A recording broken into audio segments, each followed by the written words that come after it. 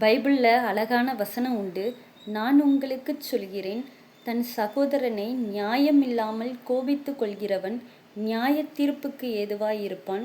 தன் சகோதரனை வீணன் என்று சொல்கிறவன் ஆலோசனை சங்கத்தீர்ப்புக்கு ஏதுவாயிருப்பான். மூடனே என்று சொல்கிறவன் எரி நரகத்திற்கு ஏதுவாயிருப்பான். ஒருவேளை நம்ம கூட பிறந்தவங்க நம்மளை விட வசதியாக இருந்தால் ரொம்ப மரியாதை கொடுப்போம், ரொம்ப அன்பாக இருப்போம்.